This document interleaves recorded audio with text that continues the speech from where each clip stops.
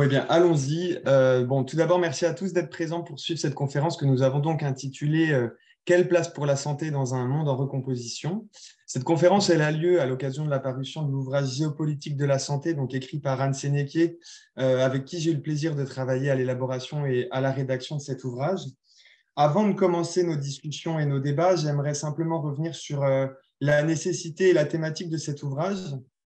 Évidemment, en parlant de géopolitique de la santé aujourd'hui, chacun a en tête la pandémie de Covid-19 qui a mis pour un temps, si je puis dire, la santé au cœur des préoccupations sociétales, mais également au cœur de la scène stratégique mondiale. Pour autant, et je tiens à préciser ça dès le début de cette conférence, l'objectif alors ni de l'ouvrage ni de la conférence n'est de se concentrer à proprement dit sur la pandémie.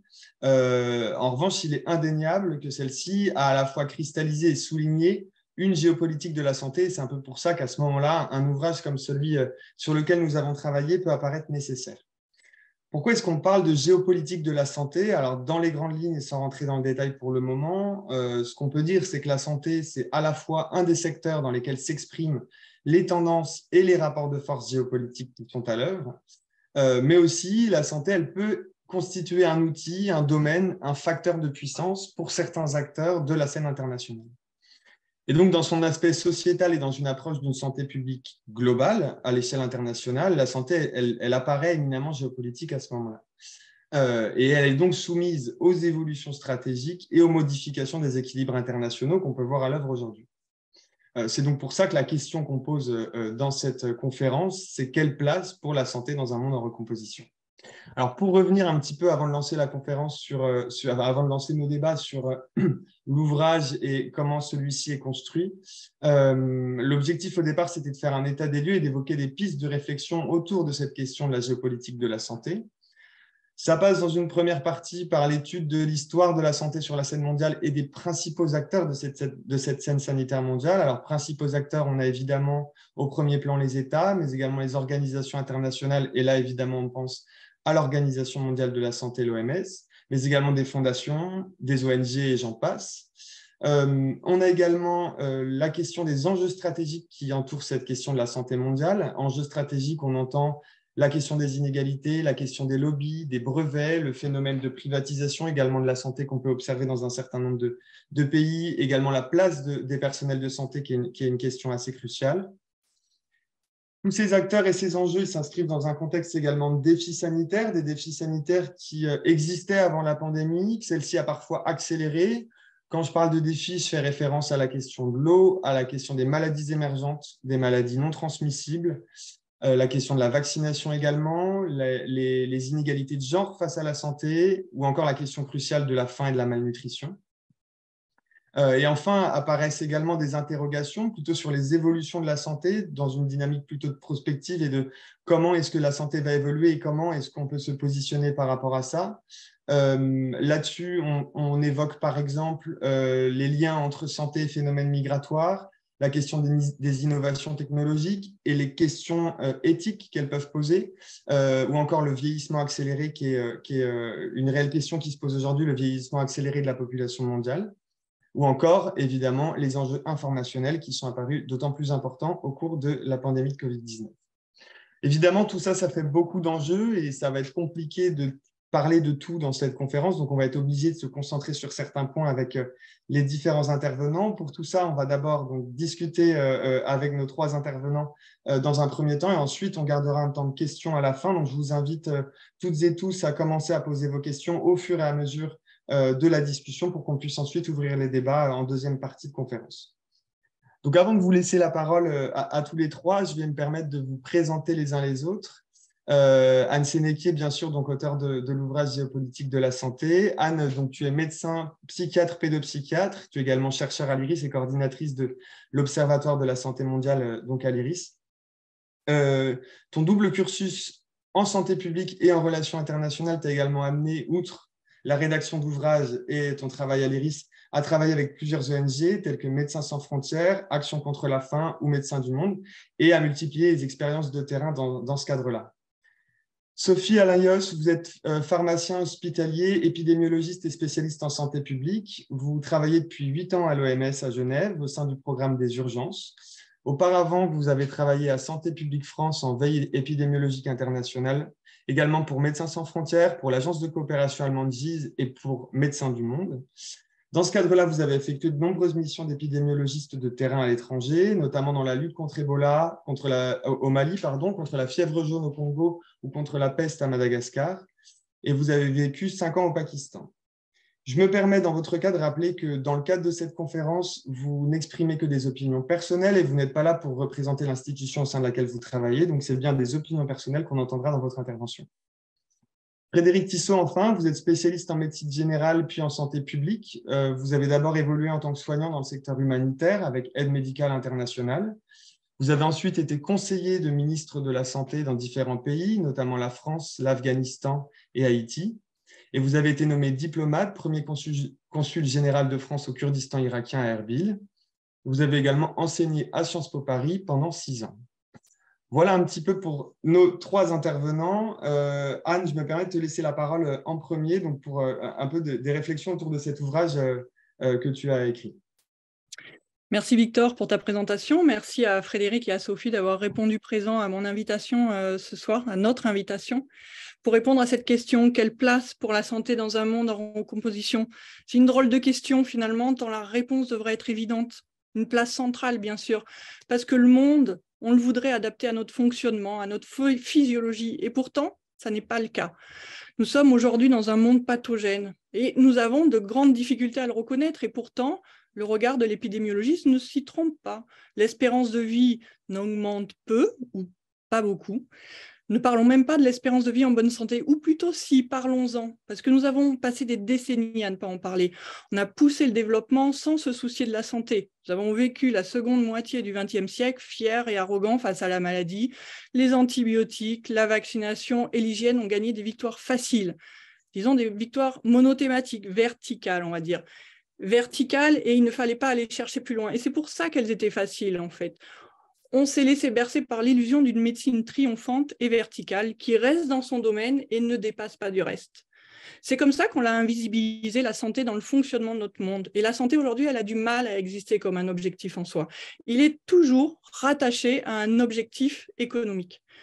Quand vous prenez les papiers de politique de santé publique, qu'ils soient nationaux ou internationaux, il arrive toujours un moment où on va vous dire « ça coûte tant ».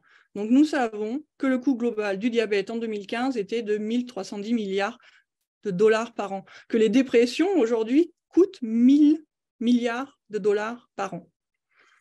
En même temps, l'économie, c'est aussi la première raison pour laquelle on a commencé à se pencher sur les problématiques de santé. Les premières véritables politiques de santé publique internationale, c'est à propos de la régulation des quarantaines pour contrer l'épidémie de choléra de 1851. Rappelons-nous qu'à ce moment-là, on était en train de creuser le canal vers la mer Rouge et la mer Méditerranée. Donc, il ne fallait pas trop impacter le commerce parce que finalement, ce canal il était là pour ça.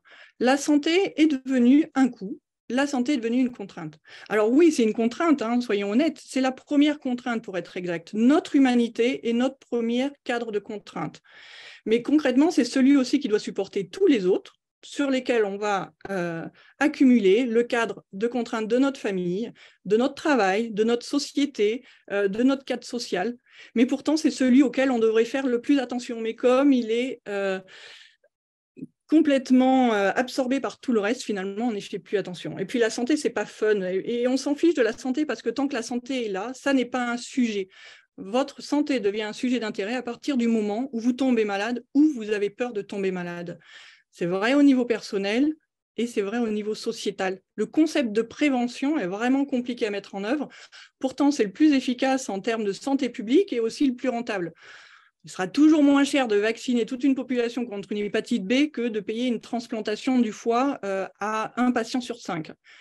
Mais la prévention, penser santé dans un monde qui finalement ne tourne pas si mal, c'est demander à faire un effort maintenant pour un mieux éventuel demain. Et c'est ça qui est compliqué. Et on tombe là dans le concept de l'incohérence temporelle. On est bien d'accord pour se rendre compte que l'effort devrait être fait, on est OK pour le faire demain. Mais finalement, demain arrive toujours assez vite et on a toujours autre chose de plus urgent à faire ou plus en rapport avec le temps politique. Et puis, c'est vrai que la médecine du XXe siècle, en Occident, on l'a plutôt construite sur le principe de la médecine curative. Donc aujourd'hui, prendre le paradigme de changer nos comportements maintenant pour faire que ça se passe bien demain, c'est un petit peu éloigné de notre conception des choses. Donc aujourd'hui, nous en sommes là. Nous avons fermé les yeux sur ce monde pathogène que nous avons nous-mêmes construit. C'est pathogène dans notre environnement, le changement climatique, oui, c'est vrai, mais aussi la toxicité de notre alimentation, de nos objets du quotidien, le revêtement de la poêle, par exemple, le plastique des biberons, mais aussi dans nos comportements, dictés par un marketing qui s'est autoproclamé remplaçant de la pensée critique, fondement de notre désir véritable. Est-ce que l'on doit laisser aujourd'hui aux lobbyistes le soin de savoir comment vivre nos vies ? On s'assoit donc confortablement dans une boîte en métal chaque matin pour faire les 5,4 km qui nous séparent de notre travail. Nous sommes devenus sédentaires, nourris à une alimentation ultra transformée, respirant un air de 99% pollué. Comment on peut encore fondamentalement se poser la question de la place de la santé dans le monde en recomposition ? Ce monde d'après que l'on a fantasmé, qui n'est finalement qu'une pâle copie du monde d'avant, en pire probablement. Rappelons que cette crise majeure, crise sanitaire, nous a frappés dans notre orgueil, nous occidentaux, parce que nous pensions à l'abri. Ça ne pouvait pas nous arriver, le système de santé était assez costaud, notre médecine à la pointe du progrès. On s'est littéralement pris la pandémie en pleine figure. Nous avons questionné la mondialisation, le financement de la santé, finalement pourquoi il y avait des ruptures de médicaments essentiels. Certains ont même évoqué un retour à la souveraineté sanitaire nationale. Mais quel pays aujourd'hui pourrait se payer la recherche, le développement, la formation de tout le système de santé nécessaire à la prise en charge de toutes les pathologies? Il n'en existe aucun. Comment aujourd'hui laisser les brevets empêcher la diffusion d'un vaccin pouvant sauver la vie de millions de gens? Quel est le rôle de l'OMS? Quel est le rôle de la Chine, des États-Unis et de l'Europe? D'un seul coup, finalement, dans cette pandémie, la médecine, la recherche s'est vue jetée en pâture sur la place publique, sans sous-titres, ou si peu, sans expliquer la temporalité propre à la médecine et à la recherche. Ça prend du temps, la recherche, ça prend du temps, la médecine, et les vérités d'aujourd'hui deviennent finalement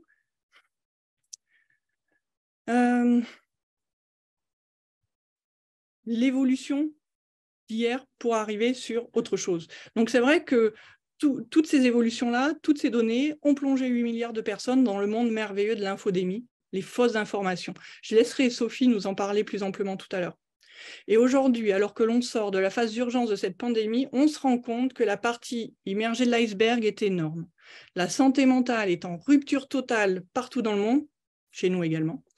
La vaccination pour les maladies infantiles a fait un recul de quasi une décennie. Le changement climatique vient de challenger nos fonctions physiologiques, qui sont en somme toute assez limitées. On a l'impression qu'on est en capacité de beaucoup s'adapter parce qu'on vit du nord du Canada jusqu'au sud de l'Australie, mais concrètement, les températures à 50 degrés, ça ne nous sied pas beaucoup, et l'activité physique au-delà de 27 degrés, ça n'est globalement pas possible. Donc, il faut se rendre compte aussi que nous sommes une petite chose fragile dans un environnement qui était stabilisé depuis 10 000 ans et que c'est pour ça que finalement nos civilisations ont réussi à se développer. Et de son côté, la malnutrition aujourd'hui se décline dans tout son éventail des possibles, de la sous-nutrition à la surnutrition combinée à nos modes de vie sédentaires, qui nous amène la première pandémie de maladies non transmissibles, c'est-à-dire l'hypertension, le diabète, les maladies cardiovasculaires, le surpoids et ainsi de suite, ainsi de suite. Aujourd'hui, quand on regarde le XXIe siècle prendre ses aises en semant ces défis compliqués par notre propre incapacité à travailler ensemble pour les résoudre, doit nous faire prendre conscience de la masse des déterminants de la santé dans toute chose qui nous entoure. Le plan d'urbanisme d'une ville, c'est de la santé. Le plan urbanisme climat de la ville de Paris qui a été voté hier, ça c'est de la santé parce que ça va nous éviter justement de passer un été caniculaire encore à juste attendre que demain arrive. L'intelligence artificielle qui va permettre de pouvoir reconnecter certaines interruptions neuronales, c'est de la santé de demain. Le défi du troisième âge, c'est de la santé. Quand j'entends les manifestants dire qu'ils ne veulent pas travailler jusqu'à 64 ans pour mourir derrière, c'est de la santé. Ou plutôt, c'est l'échec de notre politique de santé préventive. Prendre le vélo pour aller travailler, c'est de la santé. Le tout numérique, c'est de la santé. Les inégalités hommes-femmes, c'est aussi de la santé. Pour répondre à tous ces défis du XXIe siècle, j'aimerais pouvoir me dire que l'on est capable d'éviter les erreurs de maladaptation qui nous ont menés à ce qui se passe aujourd'hui. Des solutions pour réduire les émissions de CO2, il y en a plein. des solutions qui réduisent les émissions de CO2 et qui améliorent notre santé, elles sont beaucoup moins nombreuses et pourtant, c'est celles-ci qu'il va falloir privilégier. Cet ouvrage, avec Victor, nous l'avons pensé pour faire ressortir la santé qui existe en filigrane de notre monde, mettre en évidence la santé pour qu'on cesse de s'engager dans des solutions pathogènes, telles qu'une éducation tout numérique chez les tout-petits sans se poser la question du déficit d'expérience sensorielle que cela génère, qu'on évite aussi de penser la voiture électrique comme une solution miracle, que l'on cesse de voir les brevets comme la seule solution au manque de recherche dans les pathologies non rentables. Pour que l'on mette de l'humanité dans nos décisions, il va falloir commencer à regarder le monde par le prisme de la santé. C'est cela, et j'espère vous nous direz si nous y avons réussi, que l'on a cherché à mettre dans cet ouvrage avec Victor pour justement amener une lecture différente des challenges de notre monde et qu'on puisse se projeter enfin sur un 20e siècle, 21e siècle, que l'on aura plaisir à vivre, où on ne sera pas juste à essayer de prendre en charge le challenge suivant, parce que, pour être honnête, il y en a plein. Merci. Merci beaucoup, Anne. Frédéric, je vais vous laisser poursuivre pour nous transmettre un peu vos éléments de réflexion sur ces thématiques-là, sur la santé publique que vous connaissez bien. Je vous laisse prendre la suite. Oui, bravo, chère Anne. Vous nous avez fait un excellent résumé. Et je vais essayer de vous expliquer, de vous montrer, de vous dire, de vous raconter ce qu'a été mon expérience et ce que je pense toujours aujourd'hui. Tout d'abord, bien sûr, je tiens à remercier les organisateurs, l'IRIS, Pascal Boniface, Victor, Dr Sophie et Dr Anne, qui ont rédigé ce livre et qui est effectivement l'ouvrage que l'on attendait depuis longtemps dans le domaine de la géopolitique de la santé. Et je le conseille volontiers à tous mes anciens étudiants de Sciences Po et bien sûr à toutes celles et tous ceux qui souhaitent réfléchir et travailler sur ce sujet. Mais pas seulement se tourner vers l'international. Non, cet ouvrage peut utilement enrichir tous ceux qui s'intéressent à la santé publique. J'ai bien dit à la santé publique. Pour commencer, je suis principalement un homme d'expérience de terrain. J'ai d'abord été près d'une douzaine d'années un médecin généraliste humanitaire dans les années 80, Afghanistan, Kurdistan, Maroc, Congo-Brazzaville. Puis, quelques temps de formation avec nos amis, notamment en épidémiologie, avec nos amis Jacques Drucker, Alain Morène, François Dabis, Bruno Hubert, Yves Scherpach, Gilles Brucker, que des anciens bientôt, tous à la retraite, avant de plonger dans l'univers de l'humanitaire d'État en dirigeant la cellule d'urgence et de veille qui précédait le centre de crise et de soutien du ministère des Affaires étrangères. Puis devenir, au hasard, le conseiller de ministre de la Santé, en France d'abord, en Afghanistan, puis en Haïti. Pour terminer, peut-être une boucle historique et finir cette carrière qui n'en a jamais été une, j'ai terminé en tant que premier consul général de France au Kurdistan, tout simplement parce que j'étais l'un des rares peut-être Français qui parlait le kurde. En tout cas, je fus le premier consul général de France dans le Kurdistan d'Irak. Eh bien, même à Erbil, capitale du Kurdistan d'Irak, durant près de 5 ans, je restais un médecin de santé publique. Car pour moi, le plus important déterminant de la santé, c'est avant tout la paix. Si j'ai grandement apprécié cet ouvrage, il me semble qu'il aurait été utile peut-être de rajouter un chapitre concernant l'acteur principal de la santé publique, qui est pour moi la population. Anne a rappelé tous ces acteurs de la santé, notamment les professionnels de santé et tous les chercheurs, bien sûr. Bien que la puissance publique occupe le rôle moteur en santé publique, la population est extrêmement importante. Mais j'ai vite découvert que dans tous les contextes que j'ai eu à connaître, que le peuple tient une place primordiale dans l'élaboration et la mise en œuvre d'une politique de santé publique. Et surtout, dans son vécu. Et ce n'est donc certainement pas un hasard si au cours d'une de mes formations, j'ai découvert que la charte d'Ottawa, un mot inconnu en France, de 1986 sur la promotion de la santé, était, après la déclaration en 1978 d'Alma-Ata sur l'importance des soins de santé primaire, cette charte d'Ottawa était capitale. Et il est loin désormais, je le dis en souriant, le temps où l'on m'a rétorqué à Paris, dans les milieux bien introduits de la santé et de la santé publique, mais la santé n'est pas une lessive pour vouloir en faire la promotion. Je me permets de rebondir, Oui. Frédéric. Quand on a préparé cette conférence, vous m'aviez indiqué que vous souhaitiez évoquer un exemple, et c'est un peu intriguant, l'exemple de Soxilange, si je ne l'écorche pas. Est-ce que vous pouvez nous en dire un peu plus? C'est exactement ça. Et pourquoi vous parlez de Soxilange? Gros bourg situé dans le département du Puy-de-Dôme, en Auvergne. Ce gros bourg compte 1312 habitants, répartis sur 24 km². Situé entre 420 et 660 mètres d'altitude, ce bourg abrite de nombreux commerces et services situés dans la plupart au centre, avec notamment une supérette offrant un peu de tout, à commencer par l'alimentation de base, les fruits et les légumes, bien sûr. La croissance et la modernité aidant, son propriétaire a eu le projet de déménager en dehors du bourg pour s'installer dans un nouveau bâtiment construit par une grande marque française avec pompe à essence et lavage de voitures. Tout le monde est ravi, les autorités municipales et la sous-préfecture en premier lieu. Mais dès que le nouveau magasin est inauguré, ouvert, on se rend compte que les personnes âgées ne peuvent plus faire leurs courses. Ça, c'est vraiment dommage. Tout simplement car ce nouveau magasin est trop loin, inaccessible. Pire, le contact social quotidien dont les habitants bénéficiaient dans l'ancienne supérette, notamment les personnes âgées, ne peut plus avoir lieu. En effet, ce nouveau magasin est désormais trop éloigné, hors du bourg, en haut d'une côte, sans transport en commun.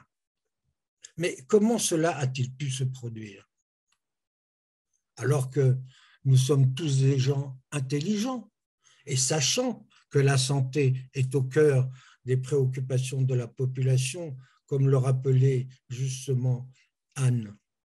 Tout simplement parce que la population elle-même n'a jamais été consultée dans l'élaboration de ce projet. Mais il est désormais impossible de faire marche arrière. Dommage. Mais c'est une catastrophe pour la bonne santé de ces personnes. Et c'est le cas pour des millions de personnes dans le monde. Même si l'ensemble du monde et des systèmes politiques se préoccupent de la santé de leur population, cela continue à être le cas pour des millions de personnes dans le monde. En effet, le seul fait d'associer les populations à l'élaboration des projets, de tous les projets, permet d'éviter ces erreurs dramatiques. Bien entendu qu'il faut des médecins et des professionnels de santé. Je le sais, j'en fais partie. En effet, la promotion de la santé, terme inconnu, de la Charte d'Ottawa, est ce processus un peu bizarre d'ailleurs, qui confère aux populations les moyens d'assurer un plus grand contrôle sur leur propre santé et d'améliorer celle-ci.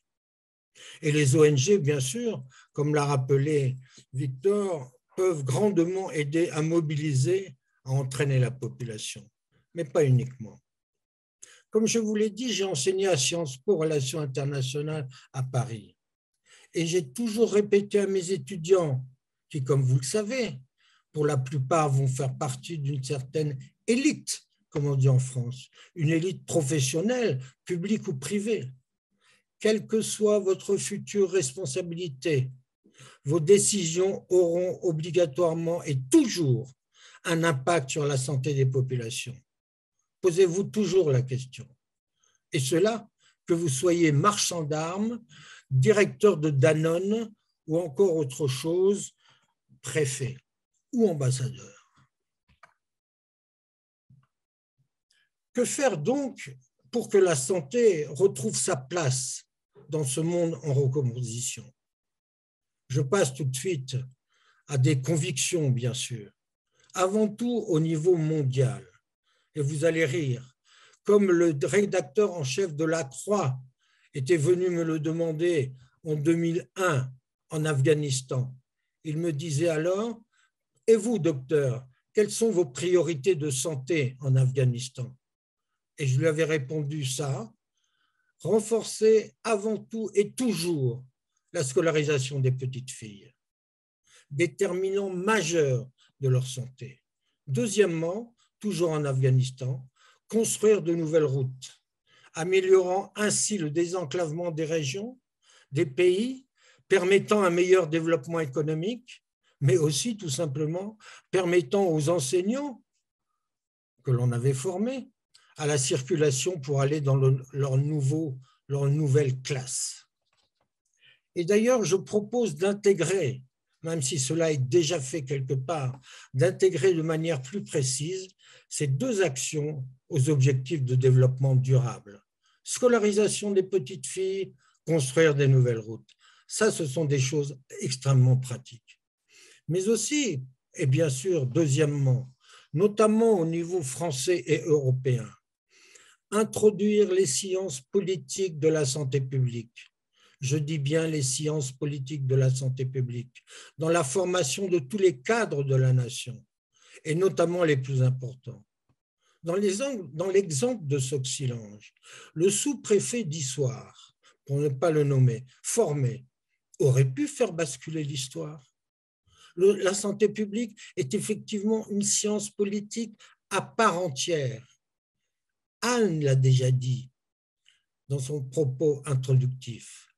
Cette science politique doit être enseignée à tous les responsables de notre nation, et notamment les plus importants.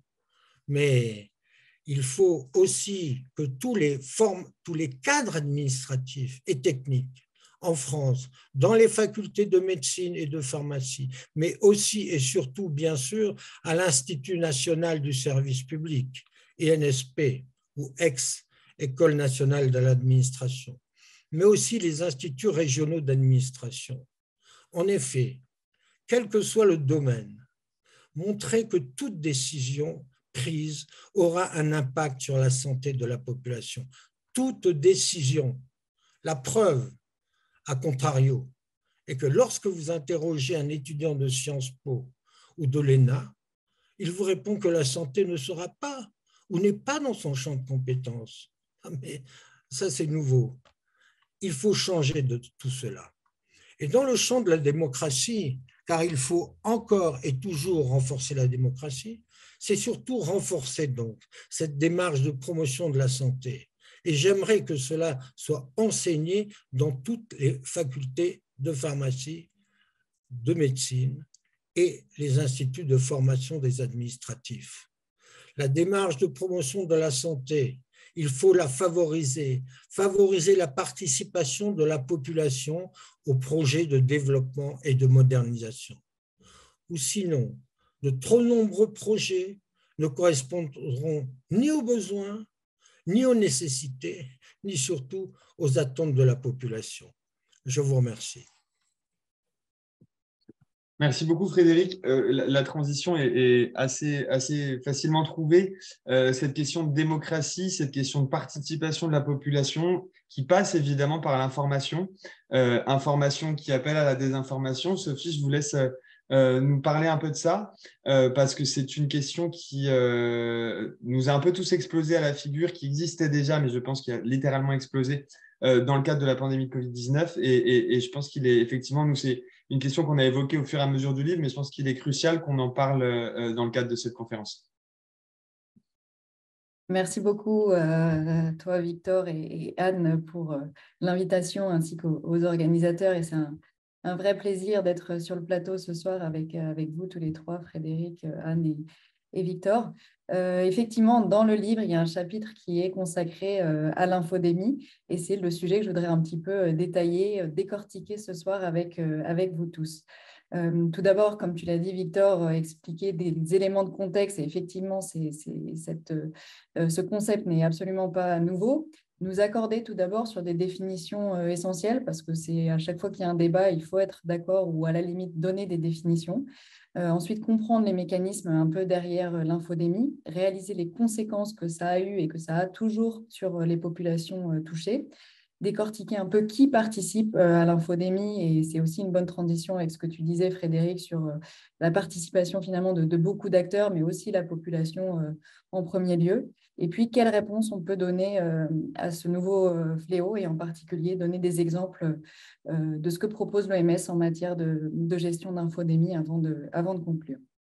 Donc, comme tu disais, Anne, important de prendre le temps aussi de savoir où positionner la santé pour mieux faire, j'espère, à la prochaine crise sanitaire, parce qu'il y en aura, c'est sûr. Donc, la propagation du coronavirus SARS-CoV-2 et la maladie de Covid-19 observée tout début 2020 a été accompagnée d'une vague de mésinformations, désinformations planétaires qui semblaient inédits pour un sujet sanitaire. Et en effet, pendant que le virus se propageait dans le monde entier, des messages inexacts ou contradictoires ont proliféré dans les médias, dans les conversations entre amis, avec nos familles, et provoquant ainsi finalement beaucoup de confusion, surtout au début, des comportements irrationnels, inadaptés parmi des populations finalement qui avaient besoin de savoir, besoin de connaissances et d'éclaircissements. Je disais tout à l'heure, semblait inédite, parce qu'en fait, les précédentes crises sanitaires n'ont pas été épargnées par la propagation de mésinformations et de désinformations. On peut revenir à l'épidémie du sida dans les années 80. Et à cette époque-là, finalement, les fausses informations ont participé vraiment à alimenter le rejet social, la discrimination, et empêchant parfois les personnes à risque à accéder à des services de soins appropriés ou des moyens de protection. On peut remonter aussi à l'épidémie H1N1 en 2009, celle d'Ebola en Afrique centrale et de l'Ouest, qui ont été aussi l'occasion de diffusion de rumeurs dans les communautés, dans les réseaux sociaux. Mais quand c'est en Afrique ou quand c'est plus loin, finalement, je pense que l'Occident ne se sent pas concerné. L'Asie semble loin de tout ça, et pourtant, ça existait déjà. Les débats sur les vaccins aussi ont été finalement des terrains féconds de propagation de contenus erronés. On peut même remonter à la grippe espagnole en 1918, donc ça paraît très loin. Et si à l'époque, le contexte politico-médiatique, donc avec notamment la censure des journaux, peut expliquer la lente prise de conscience de la gravité de l'épidémie en 1918, ce n'est absolument pas le cas en 1920, où tout le monde est super connecté, l'information est considérée comme un droit essentiel, et puis la production journalistique autour de l'épidémie explose complètement. Je vais juste revenir derrière moi. J'espère que vous voyez tous sur ces deux photos que j'aime beaucoup, qui illustrent un peu la différence et l'histoire, finalement, le contexte qui existait déjà. Donc, 1916, vous avez déjà une file de personnes qui se renseignent, qui s'informent avec leurs journaux. Ils n'ont qu'un seul journal à la main. On ne sait pas si ce sont les mêmes journaux ou pas. Et puis, pour 2016, on voit la même file de personnes avec chacun son téléphone, mais avec un seul dispositif, on a accès à une multitude d'informations. Et finalement, la viralité de la communication provoque presque un effet pathogène en termes de psychologie sociale, et ça permet à la fin, finalement, et ça engendre de dérégler des esprits, de faire perdre le sens commun et les capacités de discernement. Là, j'ai utilisé des termes très techniques, et je pense qu'avant toute chose, c'est important de définir des définitions et peut-être d'expliquer les différences entre information erronée et information trompeuse. Donc, information, je pense que c'est assez clair pour tout le monde, c'est un contenu qui est exact au regard de nos connaissances actuelles. Donc, toute information étant liée et il y a une intention de communication. En termes journalistiques, on parle plus d'événements, et l'information doit être factuelle, c'est-à-dire basée sur des faits établis, et surtout vérifiée avant d'être diffusée. L'information erronée, une mésinformation, donc qui est une traduction de l'anglais misinformation, c'est une information inexacte au regard de nos connaissances actuelles. Et c'est très important de comprendre que la mésinformation n'est pas créée dans l'intention de causer du tort à autrui. Donc, la personne qui reçoit l'information, la diffuse à son tour, pense que c'est une bonne information, mais en fait, c'est une erreur, c'est une fausse information, mais en fonction de ce qui est partagé, finalement, les conséquences peuvent être aussi catastrophiques. À l'opposé, on trouve l'information trompeuse ou désinformation. Donc, c'est ce que tu décris, Anne, dans ton chapitre. Et on peut parler aussi d'infox, ou en anglais disinformation. Donc là, elle est vraiment créée dans l'intention de nuire, l'intention de tirer profit de sa circulation et de causer du tort à une personne, à une organisation, à un groupe de personnes, voire même à un pays. Et la désinformation, finalement, vise à influencer l'opinion publique en diffusant volontairement des informations biaisées. Le concept d'infodémie, donc ça, c'est un peu historiquement l'OMS qui a prononcé la première fois le mot infodémie, donc le 15 février 2020, donc très très tôt dans la pandémie. Dans son discours à la conférence de Munich sur la sécurité, le directeur de l'Organisme mondial de la santé, l'OMS, Dr Tedros Ghebreyesus, a employé le néologisme ou le nouveau concept d'infodémie. Donc, c'était pour qualifier finalement sur l'extraordinaire, et donc là, je dis extraordinaire, vraiment quelque chose qui sortait de l'ordinaire, l'emballement médiatique autour de l'épidémie de Covid-19, et donc d'informer et d'alerter sur les ravages d'une communication complètement anarchique et massive autour de la propagation du virus. Donc, on pourrait caractériser ça par une surabondance d'informations, et donc ça contient de la mésinformation et de la désinformation. Théorie du complot aussi, parce que tout le monde utilise ce terme un peu assez fréquemment. Donc, c'est une croyance selon laquelle certains événements ou situations font l'objet de manipulations secrètes, cachées et orchestrées en coulisses par des forces animées de mauvaises intentions. Et une rumeur, finalement, c'est un bruit qui se répand dans le public, dont l'origine est inconnue ou incertaine et la véracité douteuse. Donc, dans la rumeur, on peut avoir de la mésinformation ou de la désinformation. Pareil, l'infodémie, c'est l'ensemble de l'information.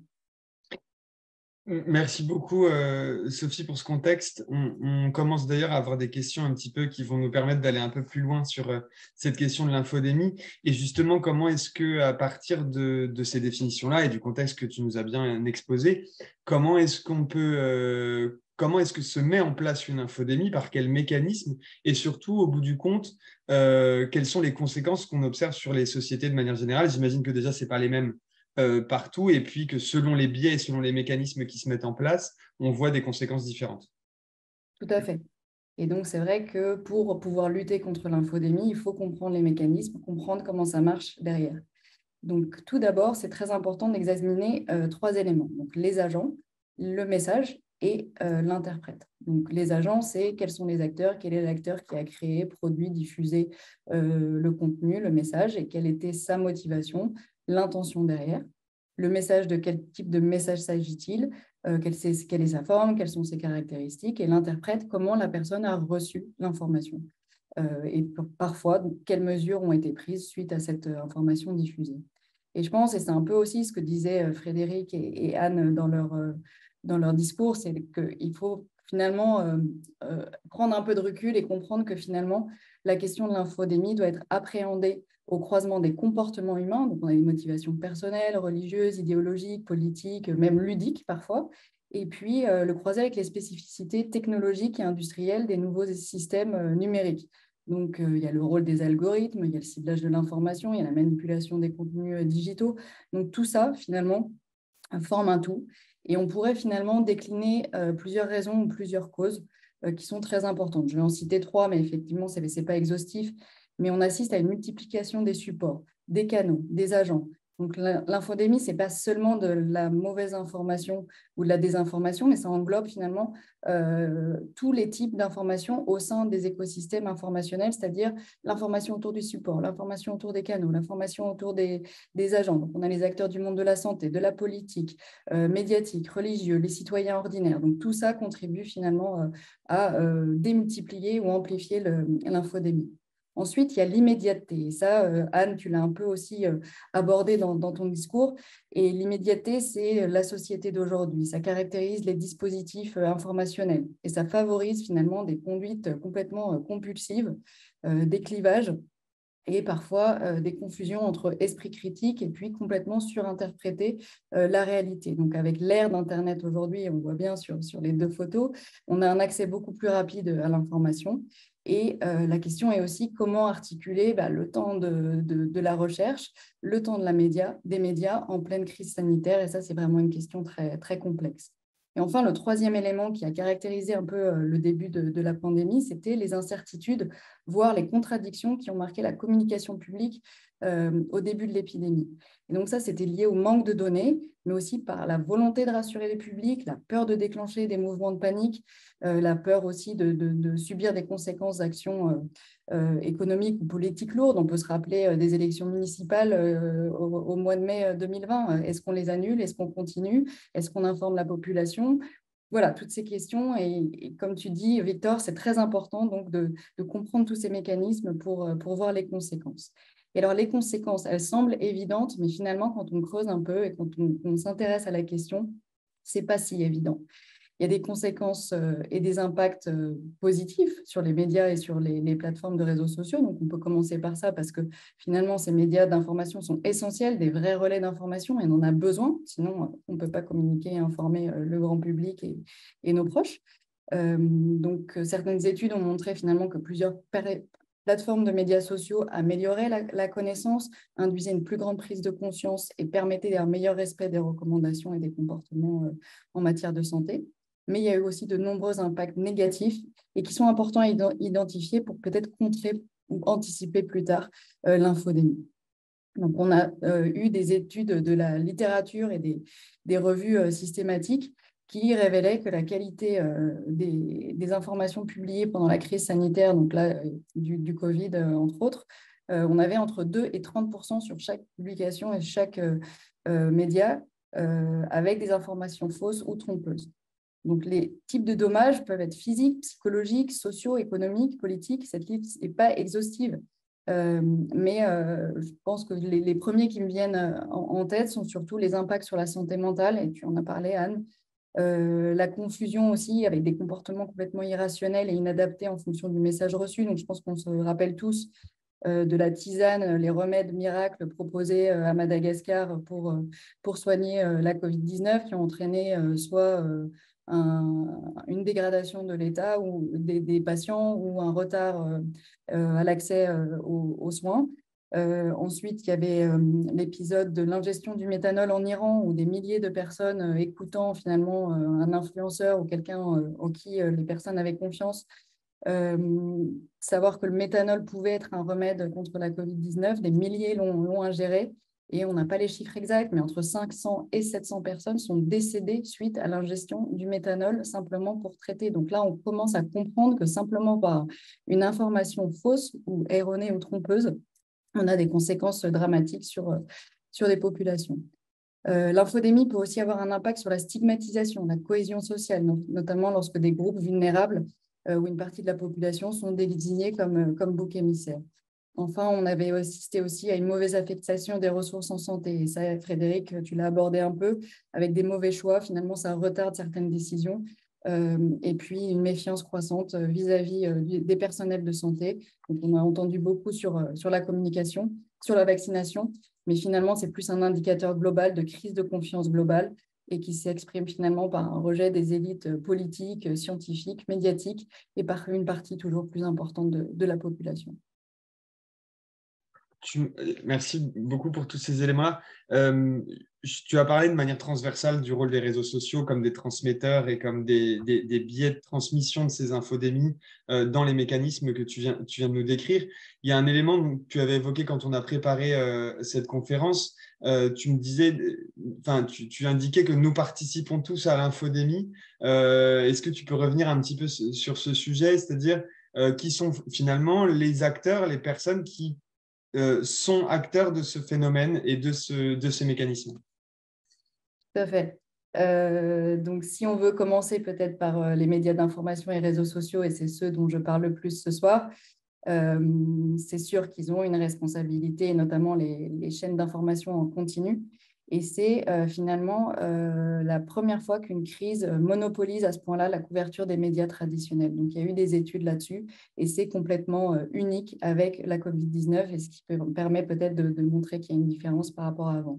Ensuite, il y a un changement complet, une mutation des médias d'information et des conditions aujourd'hui d'exercice difficile du métier de journaliste. Donc, tout ça sont des facteurs supplémentaires qui sont propices à la mésinformation et à la désinformation. Ensuite, tout le monde est plus ou moins acteur, effectivement. Et au niveau individuel, on participe aussi à cette infodémie. Donc, on est tous avides d'immédiateté, on a une envie sincère d'informer nos proches parce qu'on a une information et on veut la diffuser. Mais je pense que c'est important de s'interroger sur nos comportements, nos habitudes et de s'éduquer aussi à ce qu'on appelle une hygiène médiatique ou informationnelle et d'éviter de participer à l'amplification de ce phénomène. Ensuite, les scientifiques, la communauté médicale et plus globalement les professionnels de santé. Donc, la Covid-19 a complètement bouleversé notre rapport par rapport à la science. Le public pensait que les scientifiques savaient tout et là, soudain, on s'aperçoit que non, les scientifiques doutent, on ne sait pas tout. Et surtout, encore une fois, au début de l'épidémie, il y avait un mélange de recherche en temps réel, de connaissances antérieures, de la science qui évolue avec le temps. Et le temps de la recherche et de la science n'est pas forcément le même tempo que la crise sanitaire. Et puis, comment accepter l'incertitude dans la science, dans la recherche. Et on a l'impression de le vivre en temps réel et c'était assez troublant. Et comment aussi accepter l'incertitude inhérente à la science.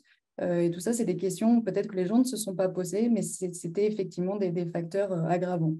Il est aussi important pour les scientifiques et la communauté médicale, et là, Frédéric a passé des messages sur ses volontés au niveau des enseignements dans les facultés, dans les lieux pour les étudiants. Et là, c'est très important pour les scientifiques, les médicaux, de se former en communication de crise, mais aussi de ne pas utiliser le jargon médical qui peut être finalement parfois difficilement interprétable par le grand public et induire beaucoup de confusion. Et enfin, je vais finir par un autre facteur, donc c'est les politiques. On en a beaucoup parlé pendant l'épidémie et la pandémie de Covid-19, mais de façon générale, on s'aperçoit qu'à chaque fois qu'il y a des crises, ça cristallise des tensions nationales ou même internationales, ça ravive des conflits et certaines crises antérieures. Et l'exemple flagrant est peut-être aussi celui, alors je dis bien initialement, parce qu'après, c'est vrai qu'il y a eu des améliorations et des progrès majeurs, mais initialement, la difficulté majeure des solidarités et des mécanismes de collaboration transfrontaliers, les arrêts d'exportation de matériel médical alors que d'autres biens pouvaient circuler. Et on a vraiment assisté à un repli sur soi des États-nations. Et je pense que ça change un peu la donne au niveau géopolitique. Et ce serait intéressant de voir à la fin du Covid-19 comment finalement est-ce qu'on aura un nouveau façonnement des relations bilatérales ou multilatérales. Mais on a vraiment assisté à une forte politisation du discours politique avec des théories complotistes, des accusations entre États. Et encore une fois, pareil pour les politiques, une importance majeure de la communication en temps de crise. Donc, on voit que finalement, il y a une responsabilité un peu partagée et c'est important que chacun se préoccupe de ce fléau. Tu parles de responsabilité et de responsabilité des politiques. Justement, face à la responsabilité des États sur cette question d'infodémie, là, tu nous as dressé le panorama et le contexte global de mise en place de ces infodémies. Comment est-ce que justement, est-ce que ça passe par le politique ou pas? Comment est-ce que justement on met en place des mécanismes de lutte à l'inverse contre ces infodémies? Si tu peux nous donner quelques éléments de réponse en quelques minutes pour qu'on garde du temps de débat après et de réponse aux questions.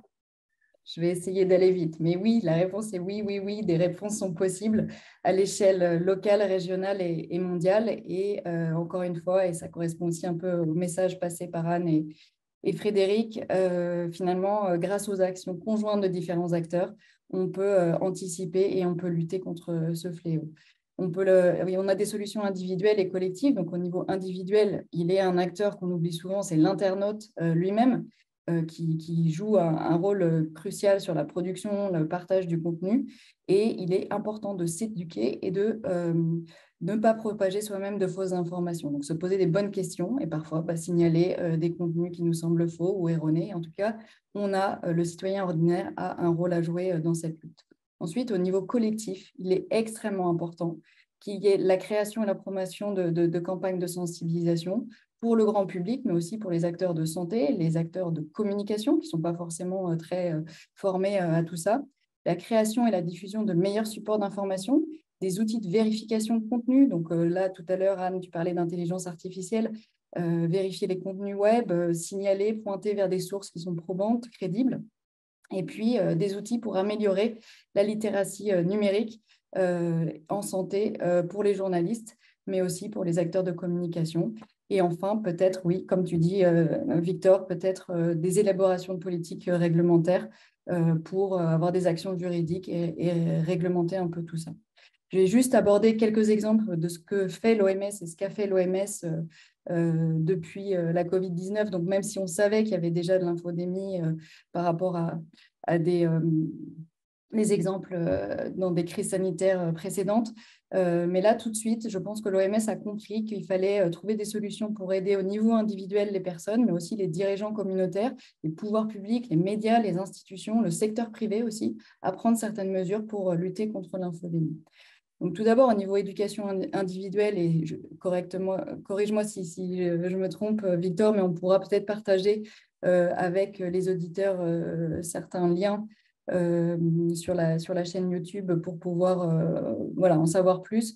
En tout cas, sur le site public de l'OMS, who.int, on trouve de nombreux conseils pour retrouver finalement des réflexes, des suggestions pour faire un peu le tri et savoir finalement en quoi et en qui vous pouvez avoir confiance. Et pareil, avant de partager quelque chose, se poser les questions, pourquoi est-ce que je partage cela? Comment puis-je savoir si c'est vrai? D'où vient cette information? À qui cela profite si je partage l'information?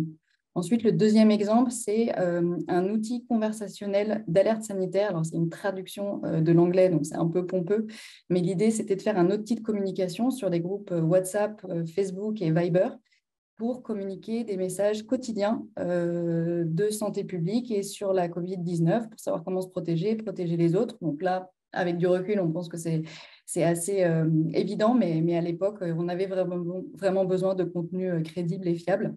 Donc l'ONU, l'OMS, l'UNICEF se sont associés aussi à l'Union internationale des télécommunications, l'UET, pour essayer de convaincre les entreprises de télécommunications du monde entier, donc pas seulement que de l'Europe ou de la France, pour diffuser des messages factuels avec une réelle prise de conscience des responsabilités et améliorer la littératie en santé. Ensuite, il y avait un autre moyen technologique. L'OMS a collaboré avec, donc je parlais du secteur privé, au moins 50 entreprises du secteur numérique et les plateformes de réseaux sociaux pour, sur les moteurs de recherche, s'assurer que les messages de santé émanant des organisations internationales ou d'autres sources officielles apparaissent en premier dans les recherches. Et ça, c'est quelque chose que le secteur privé peut faire facilement. Il suffit d'une volonté politique et économique derrière. Ensuite, une autre initiative, donc c'était un projet qui s'appelait Stop the Spread pour identifier et signaler des contenus faux et fallacieux. Donc, l'OMS s'est associé très tôt avec certains gouvernements. Donc, il y a l'exemple de la campagne en juin 2020 avec le Royaume-Uni qui s'appelait donc Stop the Spread pour limiter les contenus fallacieux et encourager finalement le citoyen ordinaire pour diffuser et détecter et signaler sur une plateforme dédiée du contenu complètement erroné. Ensuite, deux derniers points qui sont très importants, c'est, et ça rejoint un peu ce que tu disais Frédéric, la formation à la gestion de l'infodémie, parce que c'est une nouvelle discipline. L'infodémiologie, c'est un domaine d'études multidisciplinaire avec plein finalement d'approches et de méthodes issues de différentes disciplines scientifiques. Donc ça va de l'épidémiologie aux sciences sociales, au marketing, à la communication, à la santé numérique, même jusqu'à l'ethnologie. On a besoin de chacun, en fait, et de chaque expertise pour essayer de comprendre tous les mécanismes qui sont, j'espère que vous avez compris, un peu complexes derrière. Et l'OMS a développé donc des curriculums de formation et j'espère aussi que ce sera enseigné dans les facs plus tard et pas que les facs de santé, mais aussi pour nos administrateurs. Donc, en avril 2023, on a plus de 1300 personnes dans 142 pays qui ont été formées, qui vont former à leur tour d'autres scientifiques. Et donc, il y a une plateforme OpenWHO et pareil, je vous transmettrai le lien où c'est en accès libre, où il suffit juste de créer un compte et on peut avoir accès à plein de contenus, donc pas que sur l'infodémie, mais sur d'autres sujets de thématiques et de santé publique. Et en fait, le dernier outil, donc c'est plus pour les ministères de la Santé pour lutter spécifiquement contre l'infodémie. Donc, c'est un projet de l'OMS, Gavi, UNICEF et de Vaccine Alliance.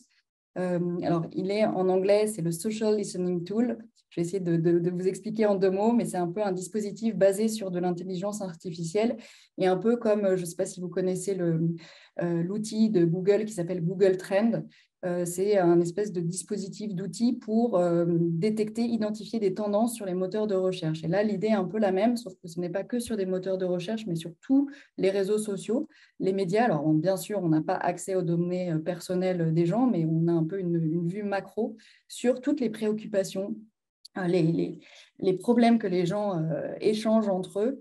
Et l'idée, c'est de se dire, si jamais les préoccupations et les questions des citoyens ne sont pas prises en compte ou ne sont pas adressées, ces personnes-là, finalement, ne trouvent pas de réponse auprès de sources crédibles et vont aller les chercher, finalement, sur des sources d'informations alternatives. Et on va perdre complètement la bataille. Et donc, l'idée, c'est vraiment d'être en amont ou en temps réel, de comprendre qu'est-ce qui se passe, pourquoi, quelle est la préoccupation du moment. Donc, si demain, par exemple, on a une épidémie de rougeole en Bretagne, on sait immédiatement, et c'est connu, quelles vont être les premières réflexions, quels sont les groupes religieux qui vont émettre des objections. On va avoir des antivax parce que c'est une maladie à vaccination, à prévention vaccinale. Si on a une épidémie de poliovirus qui reflambe au Pakistan et en Afghanistan, on sait par le passé exactement quels vont être les réflexes au niveau des populations, au niveau des groupes religieux, et ça, on peut le prévenir, on peut l'anticiper. Donc, juste pour conclure sur cet outil, finalement, ça montre qu'il faut des stratégies et des interventions supplémentaires, notamment en communication de risque, pour rétablir la confiance et pour adresser vraiment les problématiques des populations. J'ai quelques minutes pour conclure, Victor. Rapidement, donc juste pour dire qu'effectivement, les solutions existent, donc ça donne un peu d'espoir. Le champ des possibles est immense, surtout avec l'innovation. Mais juste peut-être pour signaler qu'effectivement, il y a aussi certains défis et certains obstacles et qu'on se rend compte aussi que la frontière est mince entre lutte contre la diffusion de contenus erronés et la violation de la liberté d'expression. D'autres voix s'élèvent et il y en a qui s'inquiètent sur finalement ce qui semble un renforcement progressif des mécanismes de contrôle au nom de la surveillance des comportements abusifs qui pourrait s'apparenter finalement à de la censure en temps de crise sanitaire. Et donc, la limite, l'équilibre est très ténu, mais c'est quand même très important de pouvoir avoir ça en tête et d'avoir un équilibre entre la lutte, l'anticipation et puis aussi autoriser finalement l'expression globale.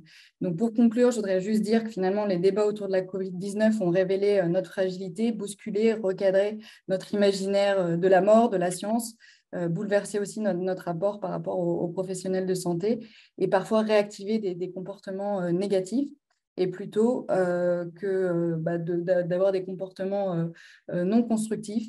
Je pense qu'il faudrait mieux s'acheminer vers de l'analyse, de la prise de recul, la prise de conscience, de la compréhension et vers une responsabilité, donc responsabilité de tous. On participe tous à ce fléau, mais aussi on participe tous à trouver des solutions et pas seulement pour soi-même, mais pour les communautés en général. Voilà, je vous remercie. Merci beaucoup, Sophie. Tu as cherché à faire une conclusion un peu plus optimiste peut-être que ce qu'on a pu entendre dans ta démonstration.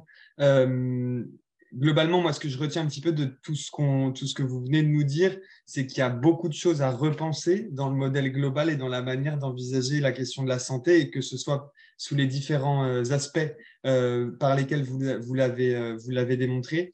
Il y a pas mal de questions liées à vos différentes interventions qui sont déjà apparues. On va essayer de les prendre dans l'ordre et de répondre au maximum de questions possibles. La première, et Anne, peut-être que tu pourrais répondre. Donc, la première, c'est comment caractérisez-vous le rôle des entreprises, précisées entreprises pharma, dans la prise en charge mondiale de la santé publique? Est-elle réelle dans sa volonté de coopération avec les organisations publiques? La personne précise, cette question est peut-être trop générale, mais elle appelle certainement une vision systémique. Ton micro, Anne, excuse-moi. Voilà, je la recommence. Merci pour cette question. Effectivement, le lien est pluriel et la généralisation n'est pas possible, mais c'est vrai que l'un et l'autre ont besoin, je dirais, une relation symbiotique, mais ce n'est pas toujours simple. C'est-à-dire que les entreprises pharma ou qui vont toucher sur la santé publique ont besoin des informations de l'épidémiologie, ils ont besoin de savoir quelles sont les pathologies qui vont être bankable quelque part, celles où on va avoir du patient susceptible d'avoir besoin de notre médicament. Donc, il y a cette nécessité d'être nourri par l'organisation publique quand elle existe, parce que malheureusement, les données de santé ne sont pas toujours disponibles partout. Et on peut aussi avoir, à contrario, un lien juridique, parce que finalement, ce bon sens qu'on aimerait prêter, par exemple, aux entreprises pharmacologiques ou qui, encore une fois, ont pignon sur rue dans la santé, sont parfois challengés par leur sens commercial. Et j'ai en tête l'exemple cité et recité des laits en poudre où il a fallu justement à un moment donné légiférer, et c'est l'une des résolutions contraignantes, l'une des seules résolutions contraignantes qui a été prise par l'OMS, de ne pas faire de publicité pour les laits infantiles, parce que ce qui s'est avéré, c'est que lorsque les entreprises de lait en poudre pour enfants sont arrivées sur le continent africain en se disant bonne affaire, on va résoudre la malnutrition, on va donner du lait en poudre pour ces enfants, c'est plein de vitamines, c'est une très bonne chose, sauf qu'ils n'avaient pas pensé à une seule chose, c'est qu'un lait en poudre, pour que ça devienne un lait à mettre dans un biberon, il faut de l'eau. Et l'accès à l'eau, on n'en a pas beaucoup parlé, mais c'est l'objet d'un chapitre dans le livre, c'est une donnée essentielle de la santé, et sans accès à l'eau, vous pouvez oublier justement toute santé. Donc c'est vrai que cette inondation du continent africain et sud-asiatique de ces laits en poudre a été une catastrophe sanitaire. Il y a des millions d'enfants qui sont décédés de maladies diarrhéiques, et il a fallu légiférer pour arrêter justement les entreprises de l'agroalimentaire à déverser ces choses-là. Et encore aujourd'hui, on le voit, énormément de pays ne tiennent pas compte de ce cadre juridique. Et vous voyez en France où vous avez... Donc, il est interdit de faire une publicité pour les laits en poudre premier âge. Donc, quand vous avez dans les pharmacies, dans les supermarchés, vous avez toujours votre bébé qui probablement a moins de 6 mois, hein, pour être honnête. Donc, c'est quand même du lait premier âge. Mais sur la boîte, il y a marqué numéro 2. Les premiers âges numéro 2. On respecte la législation, mais finalement, on la contourne. Donc, c'est toujours un peu ce jeu du chat et de la souris. Et c'est vrai qu'on aimerait un peu plus de bon sens, justement, dans cela. Mais après, quelque part, c'est aussi une entreprise et qui est soumise aux règles du marché, comme n'importe quelle entreprise. Qu'elle vende une voiture ou qu'elle vende un vaccin, qu'elle vende un médicament, elle a besoin de tenir ses comptes. Et peut-être qu'il faut repenser plutôt cette relation symbiotique qu'on évoquait tout à l'heure, et aussi relancer justement la recherche publique, parce que là on est en complète déshérence, on n'en a pas encore vraiment trop parlé, mais effectivement c'est également présent dans le livre. Cette recherche publique est complètement en déshérence et phagocytée par la recherche privée, ce qui fait qu'aujourd'hui on a de plus en plus de maladies pseudo-orphelines, c'est-à-dire où on n'a pas de médicaments à opposer à une pathologie. Et là peut-être qu'on pourrait essayer de négocier autre chose, et ça veut dire changer un petit peu la façon dont fonctionne le système, bien sûr. Donc oui, cette relation, elle est multiple, elle est parfois bénéfique, parfois parasite, mais effectivement, aujourd'hui, malheureusement, c'est le système sur lequel on a basé notre fonctionnement, et c'est le système économique. Donc je pense que c'est aussi ça qu'il va falloir commencer à réfléchir. Est-ce qu'on veut des entreprises qui amènent des médicaments sur le diabète, sur l'hypertension, qu'on a déjà pléthore, ou est-ce qu'on veut des entreprises qui soient capables de générer un éventail des possibles qui répondrait à toute pathologie que l'on retrouve de toute façon dans les populations de manière générale. Ce sont des choix. Merci pour tous ces éléments. À part si Frédéric ou Sophie voulaient ajouter quelque chose, sinon je continue un petit peu dans la liste des questions, et on a plutôt une remarque sur le rôle des ONG avec les partenaires locaux qui ont pour objectif d'améliorer la vie des familles, mais aussi de développer les centres de santé, envoyer les filles à l'école. Et donc, ce n'est pas vraiment une question. En revanche, moi, une question m'est venue en vous écoutant, Frédéric, à ce propos. Vous avez cité comme premier déterminant majeur de la santé la scolarisation des petites filles. Je veux bien, si vous voulez bien développer un petit peu sur ce point, parce que je pense que pour des néophytes, le lien n'est pas forcément toujours tout à fait évident sur cette thématique-là. Oui, merci Victor. Le premier déterminant pour la santé, c'est la paix. Ce n'est pas la scolarisation des petites filles, c'est d'abord la paix. Ensuite, j'ai parlé de ce qu'il faudrait faire au niveau priorité mondiale, c'est la scolarisation des petites filles. Pourquoi la scolarisation des petites filles? Parce que j'ai tout simplement remarqué que lorsque des petites filles sont scolarisées, elles deviennent rapidement, malheureusement parfois, des mères qui sont beaucoup plus aptes à s'occuper de leur nouveau-né. C'est comme ça, je suis dans une vision plutôt de long terme, hein, mais c'est effectivement comme ça que ça se passe. On l'a vu en Afghanistan, on l'a vu, et parfois je me dis, est-ce qu'on a bien fait à un moment donné de favoriser la scolarisation des petites filles en Afghanistan, alors que 20 ans après, un nouveau, toujours les mêmes, gouvernement est revenu en empêchant ces petites filles d'aller plus loin. C'est absolument dramatique. N'empêche que je maintiens qu'il faut absolument améliorer la scolarisation des petites filles, car effectivement, c'est l'avenir du monde. Anne, tu voulais peut-être ajouter quelque chose sur ce point-là? Oui, c'est vrai que quand on parle souvent égalité, inégalité homme-femme, on a grandement de questions de se dire mais quel rapport avec la santé? Il faut se souvenir aussi que la santé d'aujourd'hui, comme on disait tout à l'heure, c'est une santé curative, c'est une santé qui se base aussi sur les recherches que l'on a fait au cours de la deuxième moitié du XXe siècle et encore aujourd'hui. Et c'est une recherche que l'on a fait de manière un petit peu genrée et aujourd'hui, c'est quelque chose sur lequel on commence à peine à revenir, c'est-à-dire que pendant les études, pour les médicaments, pour évaluer les pathologies, les échantillons de volontaires, de patients ont été majoritairement pris chez les hommes. Ce qui fait qu'aujourd'hui, finalement, on connaît grandement la symptomatologie d'une pathologie chez les hommes. Chez les femmes, c'est un petit peu moins vrai. Et c'est vrai, on regarde, quand on arrive aux urgences, que vous êtes une femme et que vous avez mal dans l'abdomen, dans la poitrine ou quoi que ce soit, on va peut-être penser d'abord à une crise d'angoisse, alors que si vous êtes un homme, on va penser directement à faire un ECG. Et pour autant, aujourd'hui, celles qui meurent le plus d'arrêt cardiaque en France, ce sont des femmes. Et elles ont besoin de savoir, finalement. Ces femmes ont besoin de savoir quelles doivent être leur réponse à une symptomatologie. Et quand on est une petite fille et qu'on va à l'école et que du coup, on évite, on gagne. C'est vrai que ça n'empêche pas complètement, et ça, on le voit encore dans les statistiques, mais lorsqu'on gagne quelques années, justement, avant les premières grossesses, avant les mariages forcés, lorsqu'on gagne justement de l'espacement entre les grossesses, c'est se donner la capacité de ne pas mourir en couche à 13 ans, c'est la capacité de donner à son enfant la possibilité d'être en bonne santé, puisque une mère qui enchaîne les enfants moins de 2 ans entre les deux, c'est un danger pour la mère et pour l'enfant. Et d'autre part, c'est aussi la capacité, comme tu le disais Frédéric tout à l'heure, de savoir prendre la bonne décision devant une problématique de santé.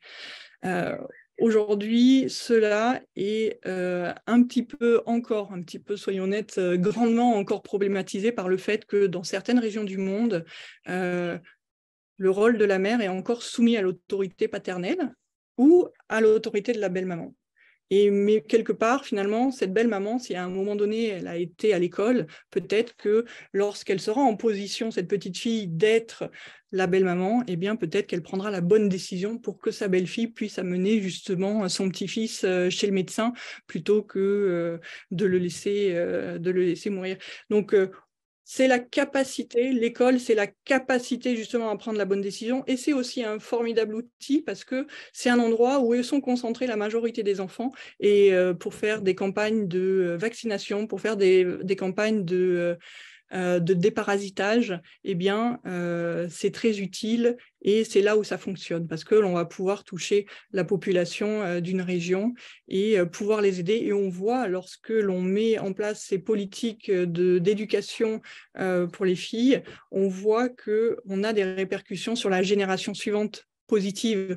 Donc, c'est un formidable investissement. C'est un coût pour le ici et maintenant, mais c'est un formidable investissement pour la génération suivante. Et c'est ça qui est compliqué un petit peu parce que ce coût maintenant, eh bien, il est soumis à la temporalité politique. Je fais un effort moi, mais c'est mon successeur qui en aura l'avantage. Donc, c'est compliqué à mettre en place souvent dans les pays qui le nécessitent. On a une question ensuite sur, plus focalisée sur l'infodémie et le concept d'infodémie, donc qui t'est peut-être plutôt destiné, Sophie, et qui pose une question, celle d'établir ou non une censure préalable. Et dans ce cas-là, qui sera le leader portier chargé de trier la bonne information de la mauvaise, et plus encore des informations un peu bonnes et des informations un peu mauvaises. Donc tout ça étant la question de la nuance que tu évoquais à la fin et sur où est-ce qu'on trouve la bonne frontière et la bonne limite. Est-ce que tu as quelques éléments à apporter un petit peu en complément sur ces questions-là? Non, et éthiquement, c'est très compliqué, politiquement aussi, économiquement, parce que c'est très coûteux de pouvoir surveiller tous les contenus sur tous les médias, sur toutes les plateformes de réseaux sociaux. On n'a pas parlé aussi de la communication verbale dans les communautés, parce qu'il y a certains endroits où il n'y a pas de télévision, il n'y a pas Internet, il n'y a pas d'ordinateur, mais la grand-mère va parler à son petit-fils, va parler à sa voisine, et comment pouvoir contrôler finalement ce contenu globalement.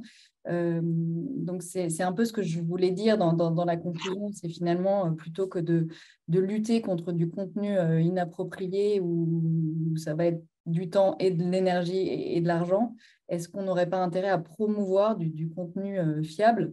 Et ça, c'est des actions conjointes, ce sont des actions conjointes entre ministères, puisque les crises sont en général sont gérées au niveau national par des interministères, des actions conjointes entre les ministères.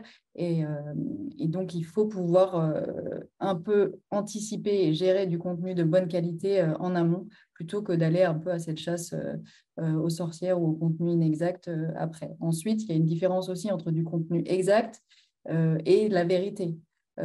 Après, on peut aussi toujours dire, quand il y a des journalistes et quand on est sur un plateau, un médecin, un professionnel de santé peut toujours dire « je ne sais pas », ou alors préciser son propos en étant plus exact, en disant « avec les données dont nous disposons actuellement, voilà ce qu'on sait, quelles sont les hypothèses ». Mais pareil, attention de ne pas parler trop dans un jargon qui est peut-être complexe à comprendre pour le grand public. Mais je pense que c'est plutôt l'axe comme ça qu'il faut le voir. Merci beaucoup.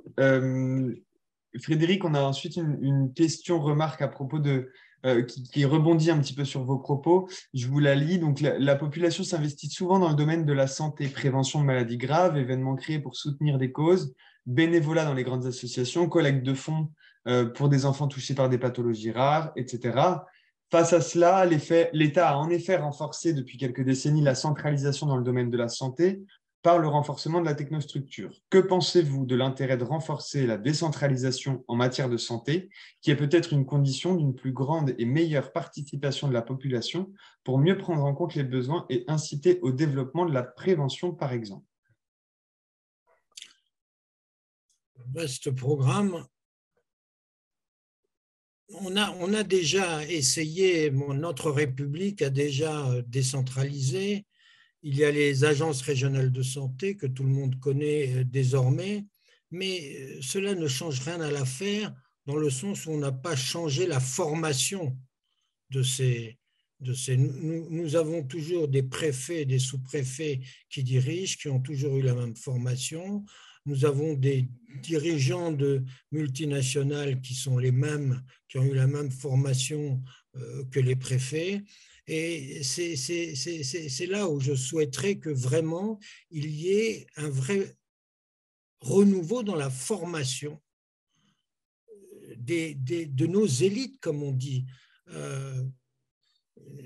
Nous sommes obligés de constater que, et ce que relatait Sophie, il sera difficile pour un préfet ou un sous-préfet d'aborder toutes ces problématiques-là, parce qu'il n'a pas été formé, ni au fond, ni dans la forme.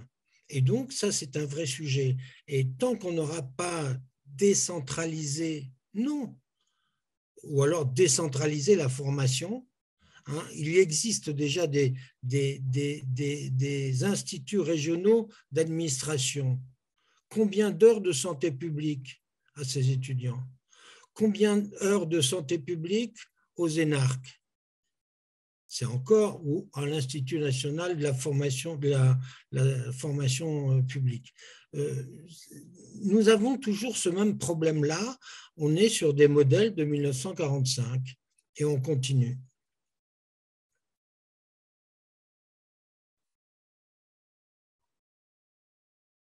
Anne, tu voulais peut-être ajouter quelques éléments sur ce point-là? Sur la décentralisation, c'est vrai que c'est compliqué et ça revient à ce que tu disais, Frédéric, de mettre en perspective les politiques publiques et vraiment le lien avec la population. Et on revient à savoir comment une bonne politique de santé se base sur les besoins de la population. Et on a souvent l'habitude, et je le vois à travers les ONG ou même les politiques de santé, on va faire une politique que l'on pense pertinente et on va dérouler un petit peu toute cette chose-là. Et par exemple, je pense du coup à la campagne de vaccination de la polio. Ça fait 30 ans qu'on est en train d'éradiquer la polio. On va finir par y arriver. Covid-19 là, nous a challengé dans les derniers 100 mètres, mais on est en train d'y arriver. Et c'est vrai que dans les années 2000-2005, on avait encore des grands foyers de polio. On avait aussi l'OMS, Sophie, tu me diras si je me trompe, mais qui finançait beaucoup justement et qui le fait toujours, cette campagne de vaccination contre la polio, et il y avait toute une armature à dérouler sur tous les continents, sur tous les pays. Et c'est vrai qu'il y a certains endroits, ça ne passait pas. Et en Inde, qui était un des foyers même de la polio, a finalement traduit cette politique de santé internationale en quelque chose de sur-mesure, c'est-à-dire qu'elle a utilisé ses avantages et ses spécificités, c'est-à-dire une population qui bouge beaucoup, et elle a commencé à vacciner dans les trains, dans les gares routières. Elle a utilisé son arsenal satellitaire pour justement cartographier tout son territoire et identifier les villages qui n'étaient pas accessibles par la route pendant les temps d'inondation dans l'est du pays, et pouvoir envoyer les équipes nécessaires dans ces villages-là pour aller travailler à la vaccination de la polio. En l'espace de 2 ans, ils ont réussi à être exemple de polio. Et je trouve ça, j'adore cet exemple parce que de foyer numéro 1 de la pathologie, ils s'en sont débarrassés très rapidement, tout simplement parce qu'ils ont pris en considération comment la population vivait, quelles étaient ses spécificités, et ils ont mis en commun les avantages de la population et de ces politiques de santé. Et c'est dans ces moments-là où ça match finalement. Quand on arrive pour dérouler les trucs qu'on a décidé de faire, centraliser et qu'on déploie partout, ça ne fonctionne pas. Et aujourd'hui, on le voit encore, et on l'a vu dans cette histoire de Covid-19 où on avait des politiques partout pareil, et de fait, comme le principe de réalité n'était pas le même, ça n'a pas fonctionné. Et quand on demande dans une métropole européenne de se confiner pendant 8 semaines la première fois, oui, c'était pas agréable, et pour certains ça a été difficile, voire catastrophique, mais lorsque vous êtes dans un pays où vous devez tous les jours sortir pour pouvoir subvenir aux besoins de votre famille, le confinement, mais ça n'est tout justement pas possible, parce que de la prévention, on oppose la survie d'une famille. Donc il faut prendre en considération toutes ces choses-là et pouvoir les adapter et faire ce sur-mesure-là. Et ce sur-mesure, c'est la décentralisation, c'est la communication sur tous les niveaux et au niveau transversal. Je crois que c'est ce qu'on a cherché à faire dans ce livre, la transversalité plutôt que la verticalité. Merci beaucoup pour ça.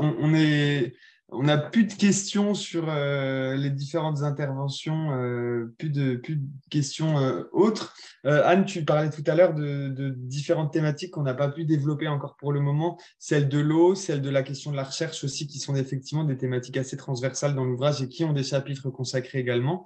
Peut-être quelques mots sur l'eau? Quelques mots sur l'eau. L'eau, c'est le fondement. Je parlais tout à l'heure dans l'introduction de nos cadres de contraintes. Le cadre de contrainte de notre humanité, c'est Nous avons besoin d'eau pour boire, de nourriture pour manger, d'oxygène pour respirer, d'avoir un temps de sommeil.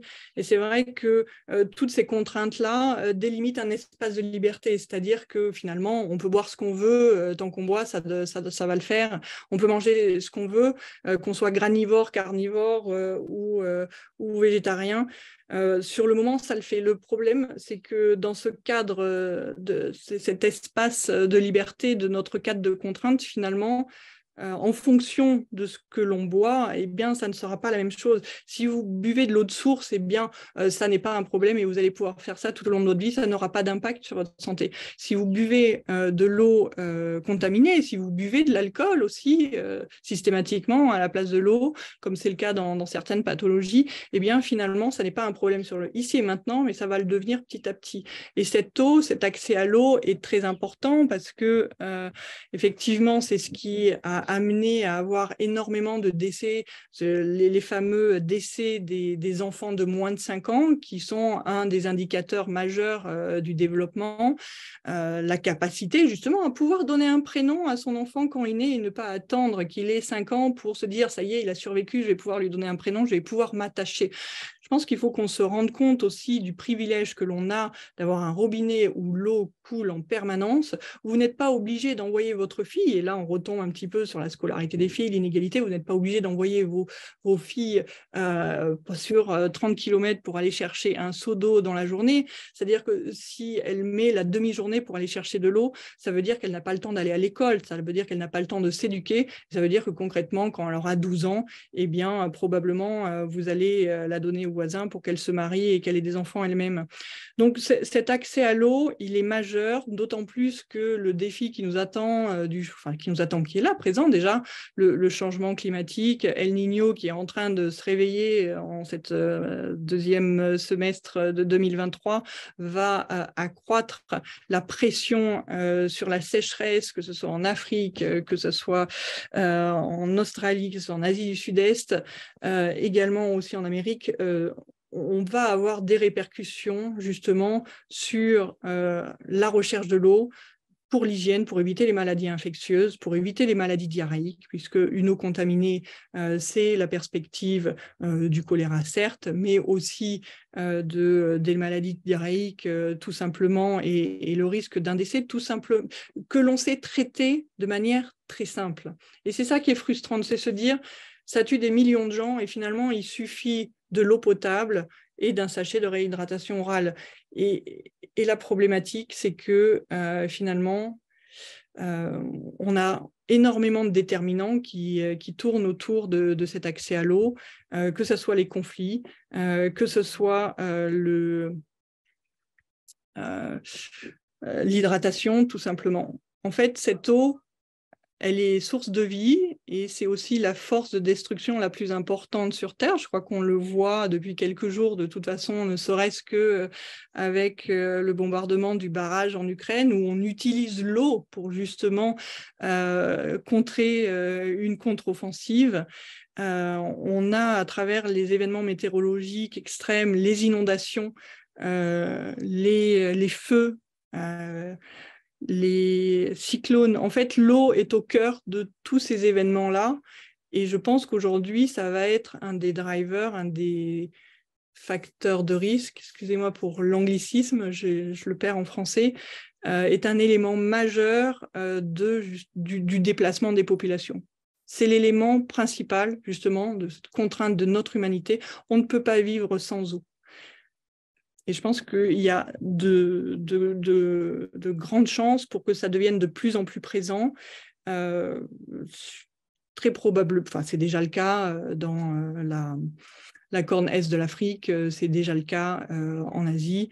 Et aujourd'hui, cette capillarité à travers l'eau va devenir de plus en plus importante. Et aujourd'hui, on a besoin finalement de se focaliser dessus. Parce que tant qu'on n'aura pas résolu cette problématique, on en reviendra toujours à la même chose. Sans eau, il n'y a pas de vie. Donc, s'il n'y a pas de vie, ben, vous allez prendre votre famille, vos 3-4 possessions et vous allez migrer. Et il va falloir être accueilli quelque part. Donc, je pense que c'est un des grands enjeux de demain.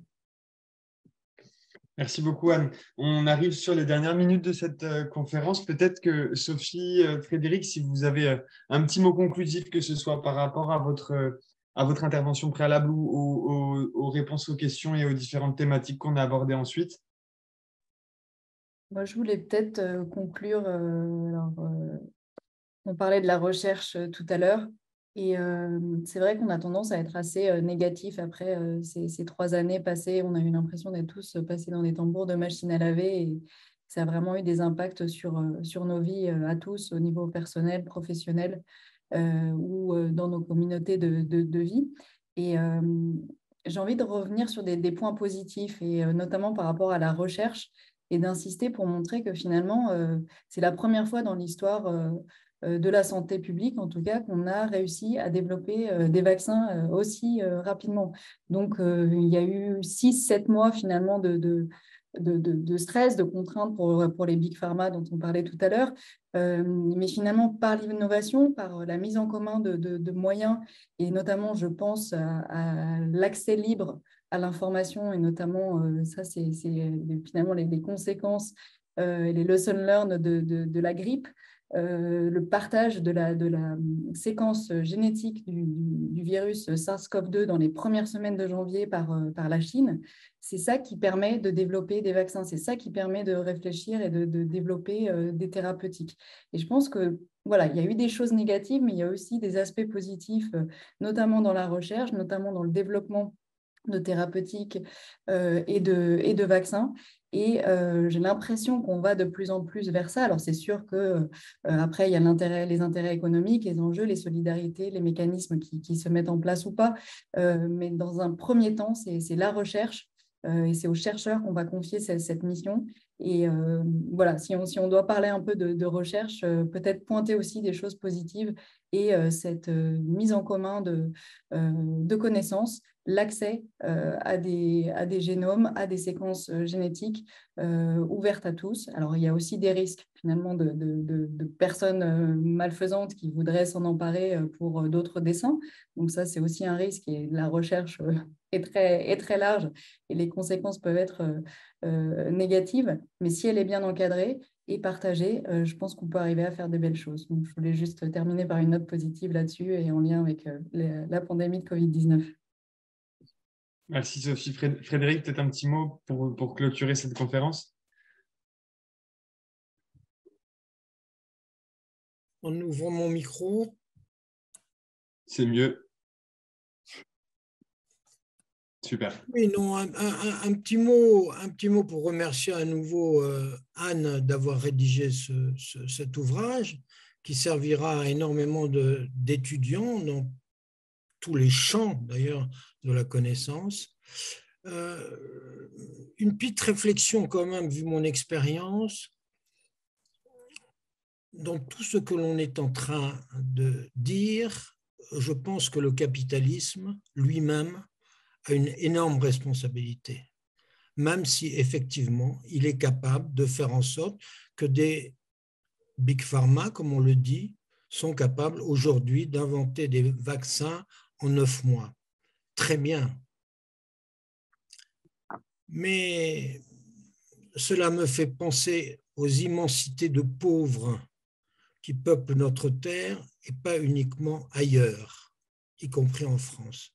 C'est tout. Merci en tout cas à l'IRIS d'avoir abordé cette thématique-là. Merci.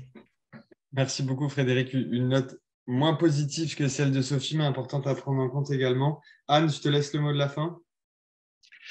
Le mot de la fin, non, je pense qu'on va un peu mixer le positif et l'un peu moins positif, parce qu'on est dans une approche réaliste et qu'il faut voir et les bons côtés et les mauvais côtés pour avoir un énoncé clair et précis et savoir où on veut aller.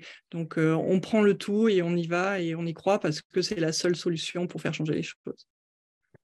Ouais, merci beaucoup à tous les trois en tout cas pour cette conférence, et merci à vous tous de nous avoir suivis et écoutés, et puis bonne soirée. Merci pour cet échange. Merci beaucoup. Merci. Bonne soirée.